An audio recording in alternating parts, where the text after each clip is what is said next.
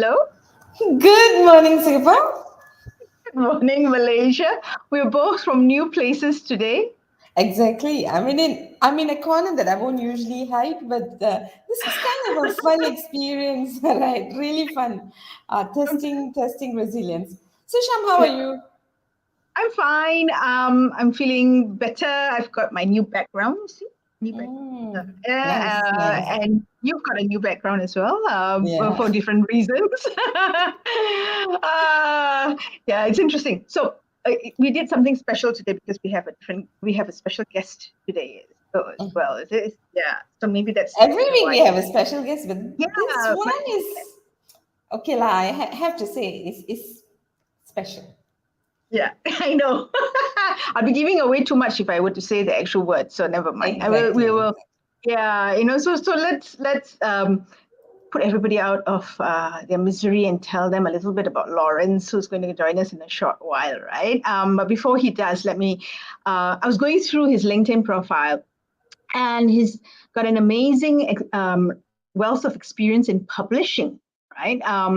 He started his career in publishing, and he stayed through in publishing for a long, long time, in product development, in marketing, in even managing a whole division or a whole organization. And then something happened. I'm not going to tell what that something is because we're going to ask him what that something happened, right? That something happened around when he was 35 that shifted his focus, and that made him make a few different, not different, but some decisions that's brought us into his sphere, or brought him into our sphere. And he's now founder and CEO of Finding Equilibrium, as well as a CEO for, let me get this right because if not, I'll fudge it. CEO, Australia, New Zealand, and Asia Pacific Wellbeing at Work Summits. Yeah. And he, I was introduced to Lawrence through a mutual associate, and that's Chris Cummings. And we'll talk about Chris. We might bring Chris into our program sometime in the future.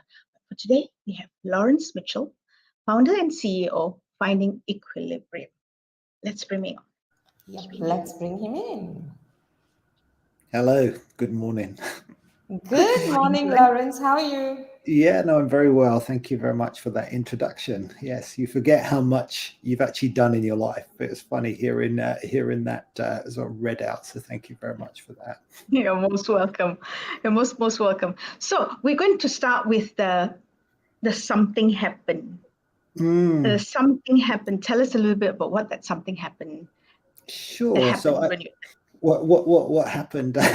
So I mean, like you said, I mean, I guess I was following the path that we all follow in terms of developing a career, and I did well in that career, I guess by many standards, and got to a point where I was managing a large team in a business like you mentioned, publishing. But the thing about publishing is that the industry completely transformed. Literally as soon as I arrived, it transformed. So I had to really get used to working in a very fluid and change environment, and I was very focused on health, but from a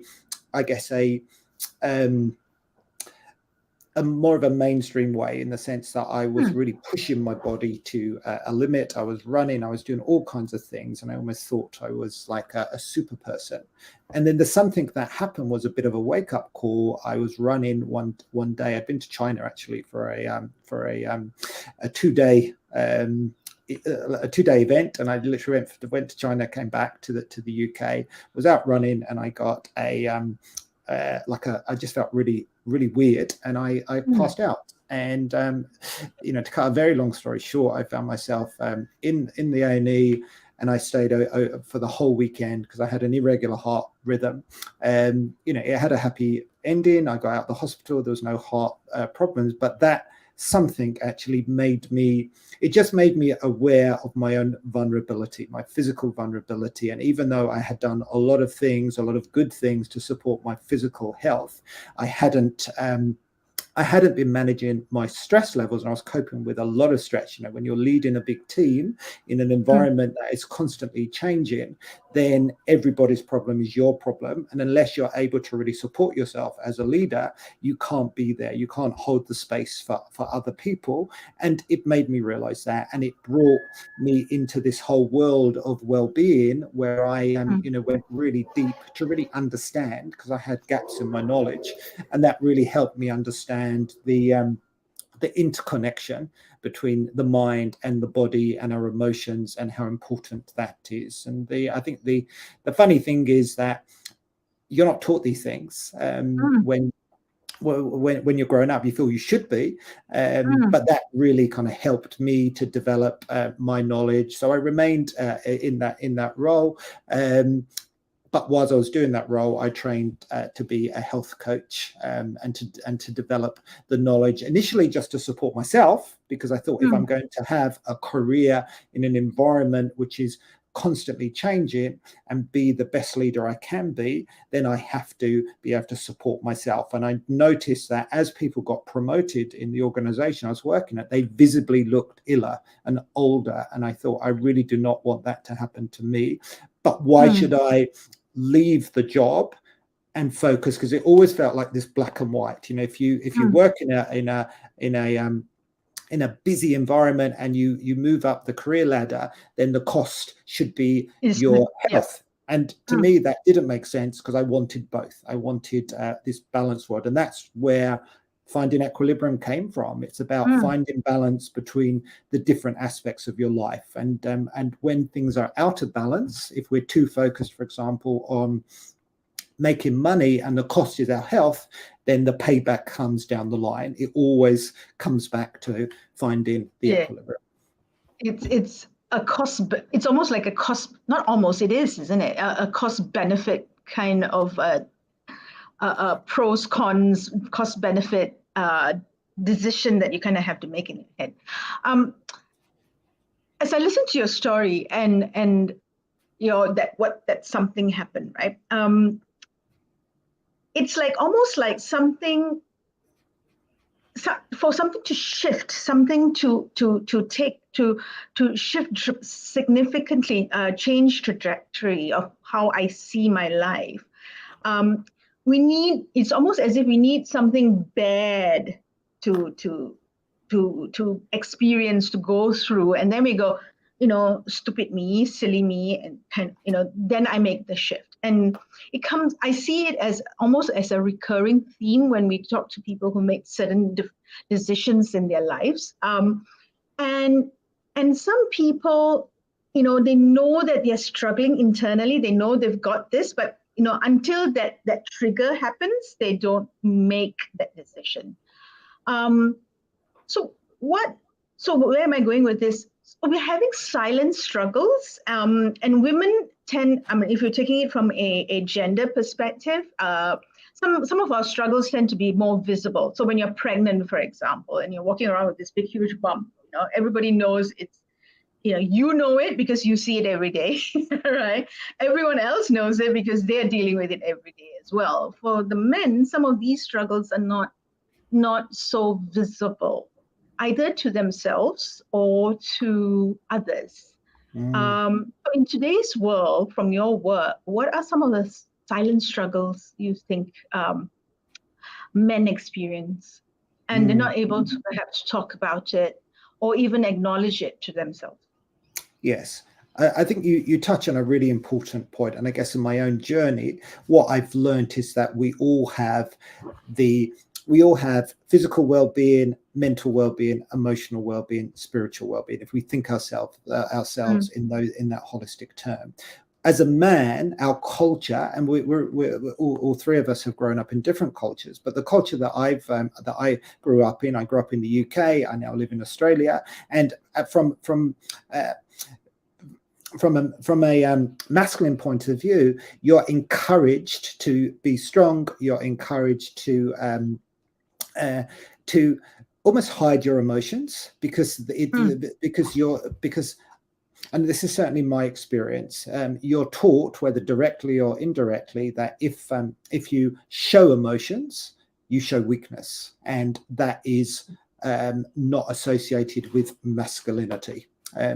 What I've learned is to be a healthy man, we need to have the balance. We all have both masculine energy and feminine energy, whether we're a man or a woman. We all have those energies at our disposal, and it's finding the balance between the two. So masculine, many of our workplaces have been developed to be much more masculine, to drive, to really lead. That tends to be associated with more of that masculine type energy. But the emotions and the approaches that we're now being encouraged to do, that the research is showing really has a positive impact on leadership, are more feminine energies, which are much more around being sensitive, listening to other people, not trying to fix, being able to actually tap into our own emotions. I think girls are brought up with an encouragement to express emotions, and we also have lots of women tend to have more friends around them where they can talk about emotions, whereas men don't. Men, we go to the pub, we don't talk about emotions, we talk about sports, we talk about things, business, money. These are the things that we're comfortable talking about. These are things I'm comfortable talking about, because you're not going into that messy kind of world of emotions. But when you open up that and we really understand how we feel, of course, you open, a huge well of pain that can be solved through my experience, simply by talking, simply by sharing how you're actually feeling, without the fear of being criticized or judged because you're weak. This is really a mindset thing that is, in my opinion, a flawed mindset, because we are told not to express our emotions, otherwise we are weak. We don't want to be weak, because weak is seen as being bad. We don't want to be a weak man. That isn't good. What I've learned is that when you can express your emotions, the opposite is true. You're actually showing strength. You can connect with people. You can connect with people at an emotional level. And when you can connect with people at an emotional level, you help to move people forward. Because that's ultimately, if you bring it right back to leadership, this is what I've learned in my career, which is, pretty long now, is that to really be able to lead well, you have to connect with your people emotionally. You have to be able to help them recognize that you understand how they feel. And to do that, you have to share how you feel. And that's how you build a culture. That's how you build a team. That's how you build this sense of togetherness that we're all seeking as we move forward in this, volatile, fluid, exciting world. Pick whatever adjectives that come to mind, but we are all coping with change and uncertainty, and things are really shifting now. I feel that the research is really supporting the fact that whether we're men or whether we're a man or a woman, we need to be able to get the balance right between our feminine side and our masculine side. And I know I said Malar, but just one follow-through question, and then you go, okay? All right, okay.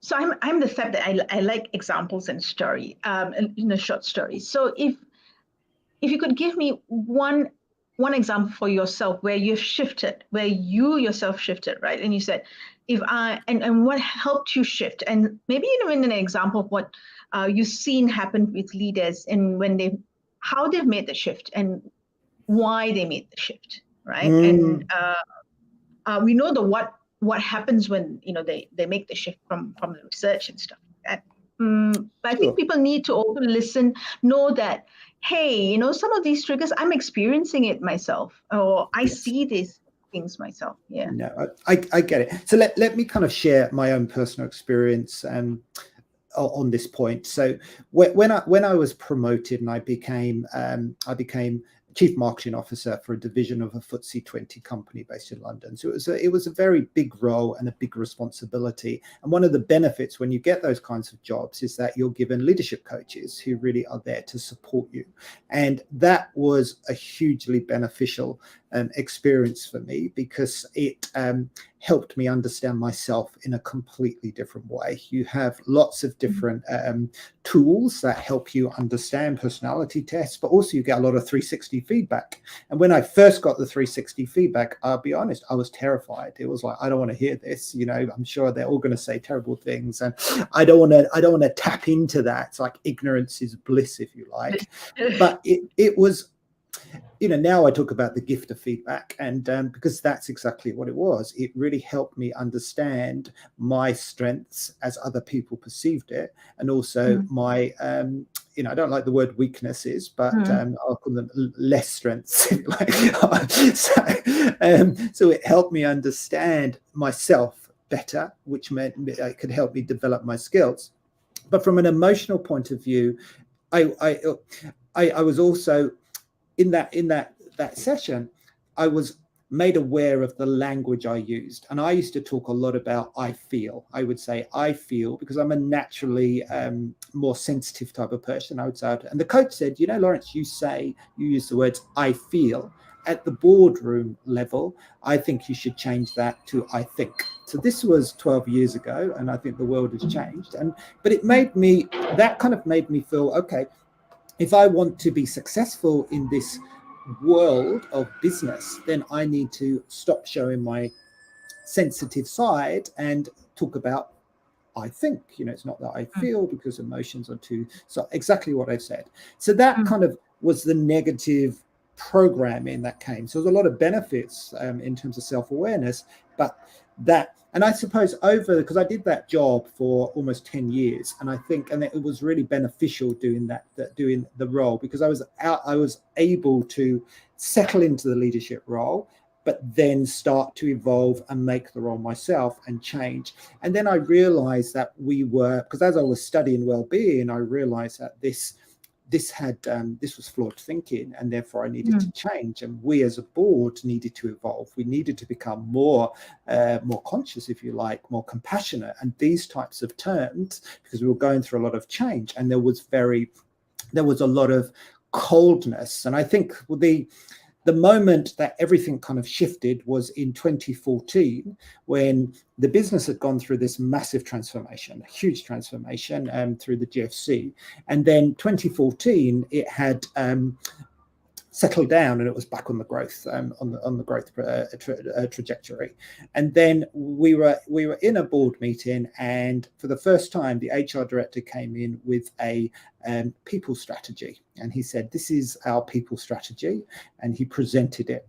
And it was about recruitment, it was about costs, and I listened to this, and I just thought, there's no heart in it at all. It's completely mechanical, and this is not going to really be able to be implemented really well.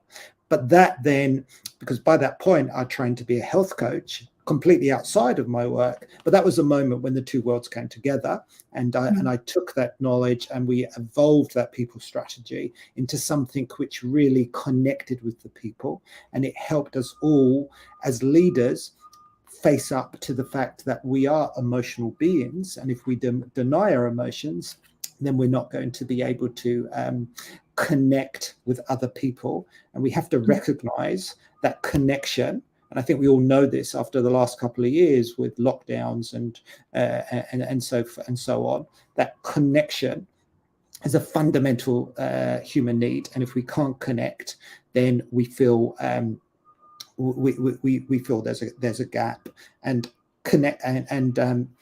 connection has to happen at an emotional level. That's how we connect with people. Thank you. Mother, floor is yours. You know how Lawrence gives me all the things that I'm looking for, I know, right? scribbling away, Yeah. It's like, oh, okay. Can we just have you in this part of the world? Lawrence, as I was listening to you, I mean, of course, by now, I love everything that you say, and I'm all hearts as well. Yeah, all hearts as well. So what was interesting for me is that I think the assumption that in this part of the world where we assume the Western boys, the Western men, are more comfortable with their emotions, and what Mm, you're telling is that it's the same everywhere, right? So that for me, like, oh, that's nice that emotion is seen as a weakness, even though I think in the corporate languaging now, because of perhaps emotional intelligence and well-being now, we can put out these words, right? We can put out these words. And I remember attending a storytelling program more than 5 years ago, right? And I remember the speaker saying that don't use emotional words, but mild emotional words, but don't show emotions when in your storytelling, because that's what corporate storytelling is all about. And that one sentence had really got me worked up till now, right? Like going out there to prove that that's not true. I mean, that's again personal bias, right? But from what you said about the boardroom, the masculinity, and how we are both masculine and feminine, and how we need to bring that together, what really sort of popped up for me is that I think when we talk about women in leadership and the causes, Sham, correct me if I'm wrong, is that I think women are trying to be more masculine mm, in the mm, workplace, right? mm, Because we are entering the men's world, and we are taught to think, not to feel, to say things differently the way men can understand it, because mm. we have the men as most of the men in the boardroom, right? And they're not used to it, right?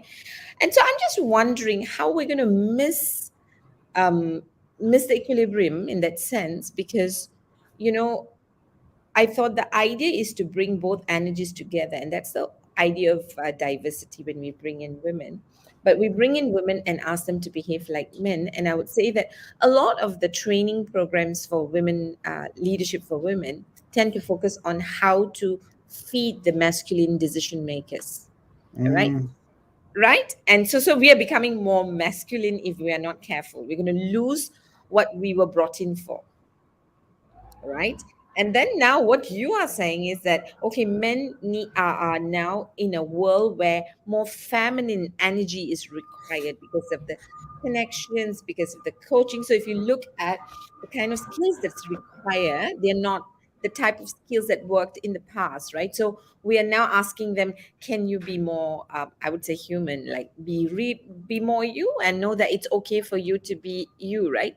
So, how do you see all of this coming together? Because I think what we're trying to do is what we seem to be going towards is another imbalance. I think you raise a really good point, and sometimes you have to go to the extremes to find the balance around this, because it can go Mm, too far one way, but then it comes back. Because we are correcting an imbalance in terms of some of the workplaces. But I think the answer, or what comes to my mind, is it's not about whether you're a man or a woman. It is about you as an individual. It's about you being able to express the person you are, your authentic self. There's a lot of work that's gone on about how do you bring your whole self to work rather than mm, playing a particular role. mm, And again, that's controversial because people say, what do you mean bring your whole self to work? We only want you to bring the bits that are acceptable rather than your whole self. So, but this is language that's out there. And I think the key mm, point is whole self. We want to understand the whole person, and everyone is interested in different things. We're all unique human beings. We all have we all have a body, we all have a brain, we all have a heart, we all have a spiritual life, and we all have beliefs and values that are created through the journey of life. But how that expresses itself is going to be different. And I feel that workplaces are essentially communities of people, and if we really foster the community and recognize and support people for who they are, rather than trying to change people with this kind of view that to be a leader you need to be this directive leader, and then women who succeed need to behave more masculine than the men. This, I feel, is very outdated now. It's not just my opinion. That the data really shows that that style of leadership is not going to work in the current age. We need more flexible leadership. We need leaders who are much more in tune with who they are, and I feel that is the true power. Going back to what I was saying before, when you really understand yourself, then you can then put yourself in the best environment, and you can be the best leader you can be, because you can't lead others if you can't support yourself.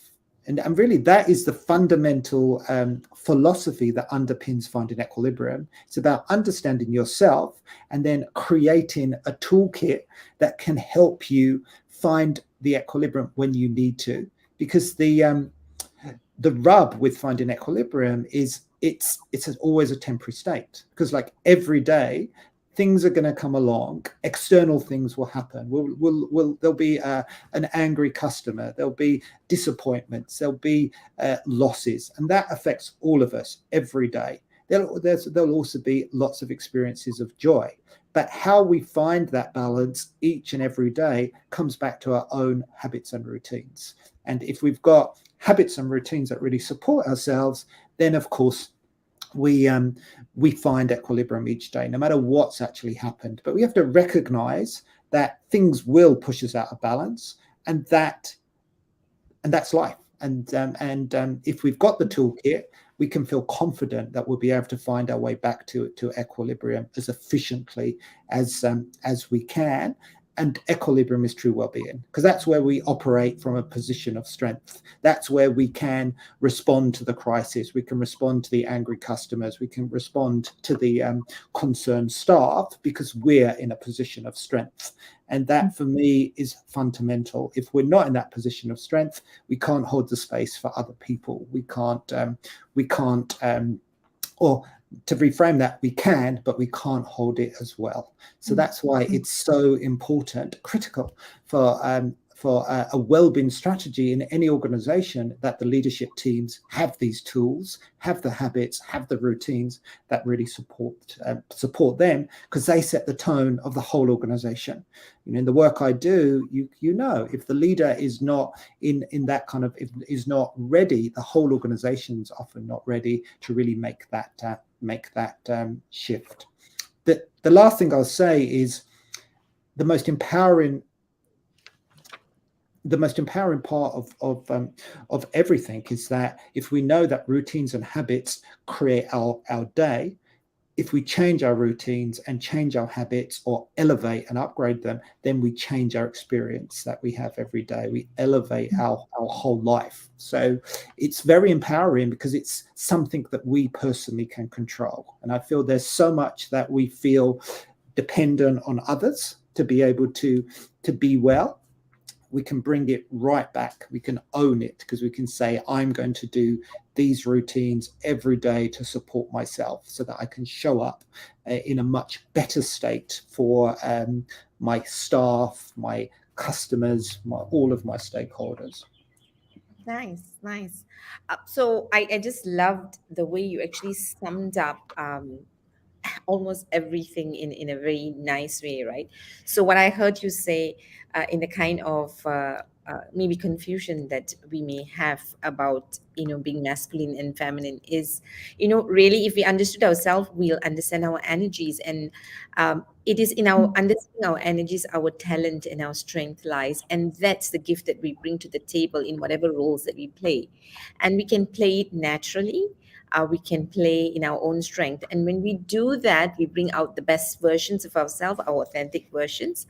And that's where well-being is, when we just can present ourselves as we are, and we are appreciated for the gifts that we actually bring. And what was really interesting for me is how you said about understanding ourselves, and then if immaterial of whether we're men or women, bringing these skills into the space we belong for the role, right? And then we will find the equilibrium, because now we have a real diverse group. okay, beyond being male and female, is which is what I think diversity is all about. Diversity and inclusion is all about. I want to go back to an earlier question before I pass it back to Sham, right, Sham? You know, Sham mentioned triggers. You mentioned triggers. I think male or female, we often see, hear stories of I hit rock bottom and then I'm ready to change, which Mm, means that we've had many. We usually have many mini triggers, and I can say this even for myself, right? We have a lot of warning signals that comes before we hit rock bottom or before we actually go rock bottom. Like in your example, what was seen as rock bottom, right? And mm, what's your experience? Because I know you work with a lot of men at the men's table, and you hear stories, and you are now helping men to say that it's okay for us to talk about what we are experiencing as people, as persons, as humans, right? Now, in your experience, what what makes it difficult for a man to not listen to initial triggers and wait till we hit rock bottom? What is the identity crisis that you think men struggle with? That mm. when you hit rock bottom, only then you want to like, okay, I need to do the most difficult thing now. Yes, no, some very good points there. I mean, one thing I'll say initially is I don't believe you have to hit rock bottom to be able to change. I mean, clearly we have seen that when there's a burning platform, that creates a lot of change that prior to that we would have thought wasn't possible. And it's very common for people to change their whole lifestyle when they're given a diagnosis that they're facing serious illness if they don't. But it doesn't have to be that way. We can learn from other people's experiences. We can tap into our own experience so that we can refine, because ultimately adjusting is a lot requires a lot less energy than making these massive these massive changes. But I feel, and you mentioned the men's table, and I'll just quickly kind of summarize what that is for people who don't know. So the men's table is a group of tables where men come together to really talk about things that are troubling them. It's an amazing, I started about a year ago. There's now 63 tables in Australia with a plan to expand across other countries. But it was set up really to allow men to come together to understand the blockers, that to really be able to articulate their inner issues. And I think part of the problem that I've learned is that men are not used to talking about their feelings. It goes right back to what we're saying, and that in itself is a major blocker, because if it stays inside you, you lose perspective. A problem shared is a problem halved. And if you don't share the problem, you have no one to talk to, for example, about the problem, then what do? You look at that problem in a different way, and it can easily get out of control and you feel you can't cope. That's why I was on a very challenging suicide intervention course a couple of weeks ago for 2 days. It was training that I found incredibly challenging, but the statistics show that out of every 9 suicides in Australia, 7 are men. And part of the reason is because men do not have the ability to not the ability, or they haven't been encouraged to be able to share what's happening. And the men's table has been set up to allow that to happen. There are some really interesting guidelines. They're not rules, but they're guidelines. And one of those is sharing from the heart. Another one is active listening. And another one is no fixing, because as men, we feel, or the masculine energy is we fix. If someone comes to you with a problem, we've immediately got to have a solution, or we feel inadequate. Whereas the men's table is not about that. The men's table is allowing people to share from the heart and have 9 other men listening. And not on their phones, not distracted, just actually listening. And it's so powerful to be able to listen to someone sharing feelings or issues that perhaps they've never shared before to anybody. They're actually articulating their inner fears in some ways, and it's incredible. It's a huge privilege, and it's incredibly powerful.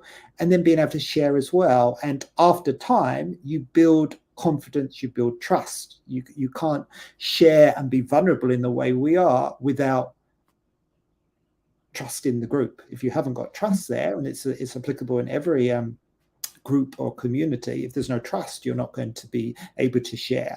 And then the question is, well, how do you build trust? It's through experience, through regular experience, lots of touch points, and then after time you'll build your trust. That's how you build a brand. That's how you build a reputation around these around these things. So to answer your question, Mala, the blockers are really internal, because our culture hasn't encouraged us to show our feelings, as we were saying before, and B, we often don't have people that we can share our vulnerability with without fear of judgment, without fear of criticism, and therefore we don't share, and it goes internal, and we carry the weight with us, and it takes away our energy because we haven't got clarity. We don't know what to do. So it's a very complex scenario. But one of the things I learned on the suicide course I was on,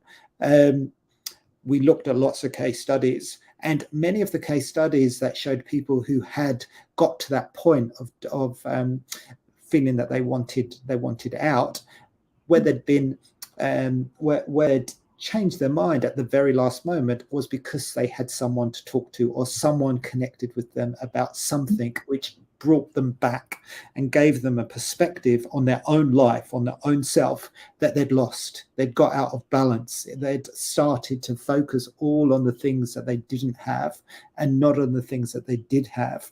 And the conversations and the training that I went through was all about helping them to find balance at the moment of crisis, and recognizing that they do have people in their lives and assets in their lives, and their life hasn't been, worthless. And I feel that is a real blocker, that we look at ourselves through a negative lens as opposed to a balanced lens. We're predisposed biologically to really focus on the negatives and not look at the positives at all. And that's a big part of my work, is when I work as a coach, is I help people to reframe the way they look at their whole life, and see the fact that they do have strengths, and yes, they have challenges. We all have challenges, but if we just focus on the challenges, we lose perspective. We don't have a balanced perspective on ourselves, and we don't see how other people see us. And that's, I come back to what I was saying about the 360 feedback. And I was lucky, being a leader in a big company, that I had all these tools and I had all this feedback, and it became, after 10 years, I was used to the feedback, and I welcomed the feedback, and now I reach out actively to get feedback. And that really is a great tool, because what that does, it doesn't just give you a whole load of criticisms. What it does do, it shows you how other people think, and it shows you what your strengths are through the eyes of other people. And often we don't see that. We're blind. We don't know how we impact other people, because our perception of how we come across is very much governed by ourselves, and we don't know. And it's only when other people tell you the impact they've had, it really, it makes a huge difference, and it lifts your energy, and it lifts your, the way you come across. Oh, damn, I got two questions now. I don't know which one to ask.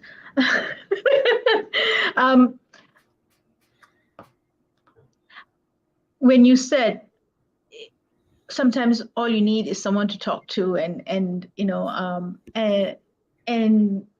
just to get it out of your chest sometimes is the solution, right? To just get it off, having someone to share with. It resonated with me because recently I've always been seen as a strong person. I see myself as a strong person. In fact, I always say I think I'm half man, half woman. I'm mostly man because, if anybody looks at my car, they don't see any fluffy toys.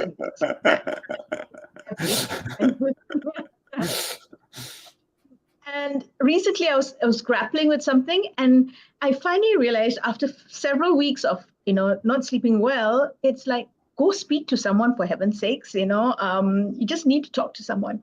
And that's what I did. I picked up the phone, talked to Muller, and it was like, not that we talked about it, but we talked about something around that space. And it was very, very helpful for me. So that resonated with me. My question, I want to cycle back to what you said earlier on about habits and routines, and all of this that we've been talking about is about habits and routines that we can either change or because it's not working for us, or create. Now, if I am thinking of our listeners and our viewers, right, and I'm a leader in an organization, and I've got habits and routines, and I'm seeking this balance. I'm looking for equilibrium, and I want that for myself. I want that for my team. But I'm working within a system, right? And I'm not even going at that organization. So that's a broader system. So if I'm looking at my ecosystem, my team, myself, my business unit, if I'm creating habits and routines, but systemically it's not supporting those habits and routines, what can I do to influence that system? At a little bit more from my micro level, and then maybe at that organizational level. What have you? It's a good question, because sometimes it can feel that the system is working against you, and it's never going to be enough. And I guess the first answer that comes to mind is role modeling the behaviors you want to actually see. Particularly if you're a leader, you can't change a team culture straight away, but what you can do is start to make small changes that add up to massive transformation over time. So I would say, as a team leader, if we take the perspective of taking on a new role with a new team, or evolve in that, the very first step is to understand what the habits and routines are now, like what's actually working and what's not working. What are the habits and routines of the team? Like, is it actually supporting well-being, or is it not? And that's when you have to get into a level of detail, because a habit and routine could be everyone works till 10 o'clock and that's expected, or we have 7 a.m. meetings. A lot of us work in global teams. I do, and sometimes we have a leadership meeting at 6 a.m. because we've got America involved. I'm in Sydney. So, but that's a habit and routine, and you kind of look at those communication, you look at the technology, what's working, because sometimes it's the small things that actually take away the energy. The fact that the technology we can't print, or these are the things that really take away well-being and really frustrate people. So it's really understanding that. So doing a period of discovery, understanding how people are feeling right now, what they do personally to support themselves, and what they would like the company to do to be able to support them. So you're gathering all of that data. Well, I think that's always a starting point. Gather the data before we jump in with recommendations and fixing and solutions, because we don't necessarily know what the situation is. And then with that, the next step is to start to form a vision. Like, what kind of culture do I want my team to be? How do we want to operate? So I ran, because I'm big into community, as I've been saying, I see it as a fundamental foundation in everything. I ran a global marketing team. There were 200 people across the world, but I called them the global marketing community, because that was my vision. So you can start to use language to actually change things. So I wanted them to be a community. So everyone called them the department. That didn't feel right. So I just subtly changed it. I said, we're now the global marketing community. And then I created touch points to actually bring the community together. So I ran a big marketing conference once a year where I flew everybody in and everyone got together to meet. So different things, different Zoom meetings, catch-ups, different tools where people can have shared experiences together, because everyone is an individual. And I think a mistake is thinking that everybody likes the same things. So often we can say we're going to bring in I'll give you an example. Recently I heard it that, many I heard about a client who's working like 12-hour days. It's not sustainable. Clearly the business is under-resourced. And then the organization decided to send everybody on a laughter masterclass, which it's not going to damage. But the fact is that you've got the core problem, which is resources, which is job design, needs to Mm, be addressed, mm, as well as some of the other things, because they won't work mm, on it. A laughter workshop could do more damage, as it did in that case, because it felt very tokenistic, as opposed to something mm. which is dealing with the core problems. So that's what you do to really start to change it. But I go back to what I said right at the beginning: you can't change a team unless you change yourself. So really understanding your own habits and your own routines and putting yourself in a strong position then will give you the energy to really extend that and ripple through the team, so that you have a healthy person in a healthy team and understand how to deal with, like a habit and routine would be how to deal with complaints, for example. So if you're in a retail business, you might have a lot of customer complaints. So that it's really having a system in place to be able to deal with that, so that you can be on top of these things. So that's how you really start to evolve it and start to change it, and tracking and checking in regularly with people, so you understand how they feel. We're living at a time now where there are some great apps and great tools around which help us as leaders understand the emotional well-being of people. That's what I did. I used an app because one of my challenges was living in London. I had a team in Singapore, I had a team in America. I didn't know how they were feeling. When you're in the same environment, you can pick up on how people are feeling because you've got them physically. But now we're all working remotely for at least some of the week, and therefore we don't know how people are really feeling. But there are tools that can give us data and insights, and I found that really helpful because it gave me insights as to the small things that were damaging well-being, and a lot of those things are the hygiene things, the fact that the printer doesn't work, or that there are people in a team environment whose behavior may not be aligned with the values of the overall organization.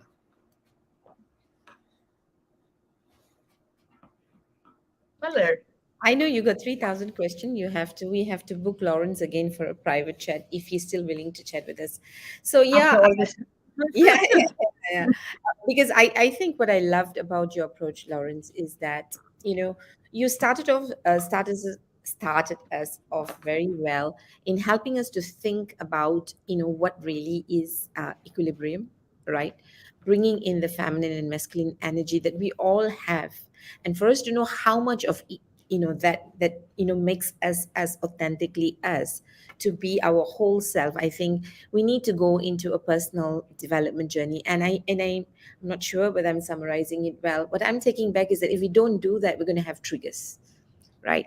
So because when we're not connected to ourselves, I think triggers are amazing ways, where the spiritual self is knocking on our door and say, hey, we're not together. So that's for me, right?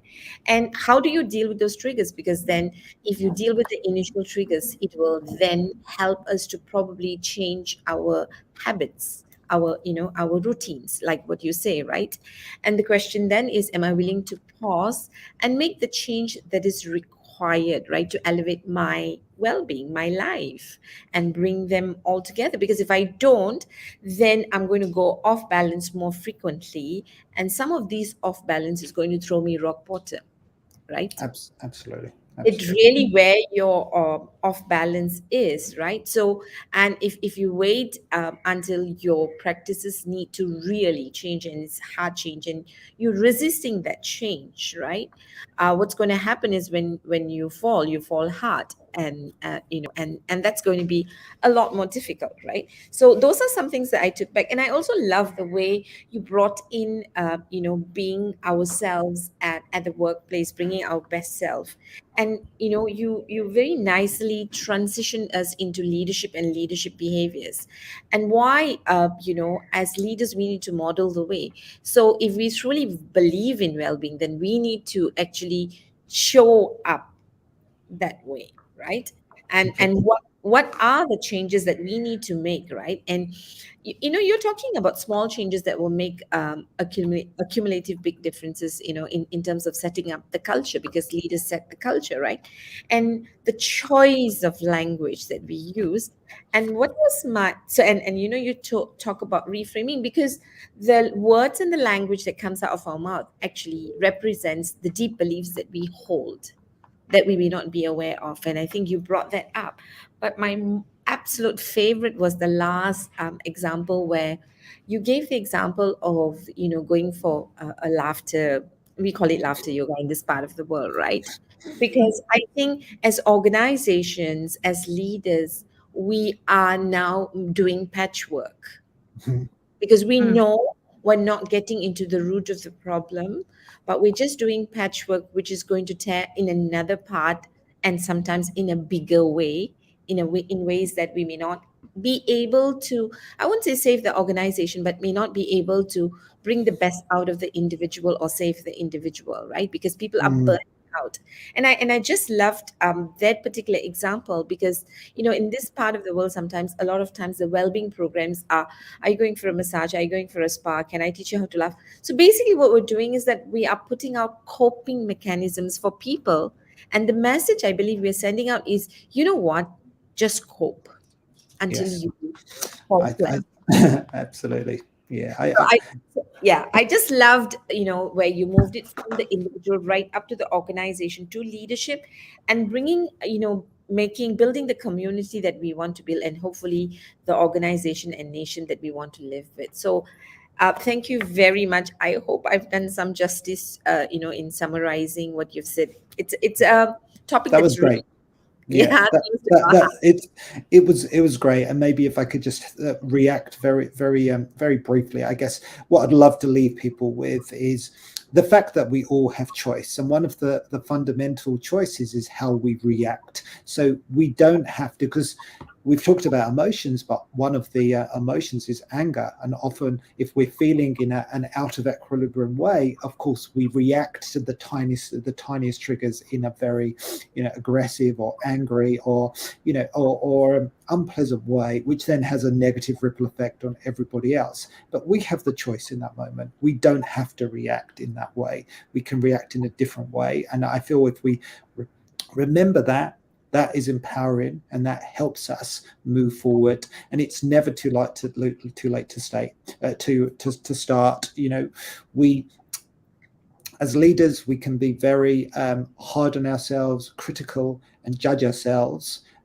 My ask for everyone is, be kind to yourself, be Nice. compassionate, have a balanced view, and recognize that perfection is not what we're seeking. What we're seeking is equilibrium, because that will help us to be well ourselves and to spread well-being. Because when we are showing up as a leader from a position of feeling our best self, then of course that has a positive ripple effect in our team, in our family, in our whole organization. And it actually will achieve what we want as leaders, which is profitable businesses that have a positive impact on our customers and our customers' lives. So, it's been a real honor speaking to both of you today. Thank you very much for inviting me onto the show. I'm really impressed with what you do. It's wonderful. And I look forward to continuing the conversation at some point soon. Yes. And Thank thank you for you. saying yes to us and joining us this morning. Thanks, Lawrence. Yes, Mother. No, I'm just so excited because he said Yes, yes I in know. public live session. So Lawrence, you don't know what you have committed yourself to. Thank you very much. You have a brilliant day. And as we say goodbye to Lawrence, thank you, Lawrence. Sham, I Yes. hope you enjoyed it and you got excited as much as I did.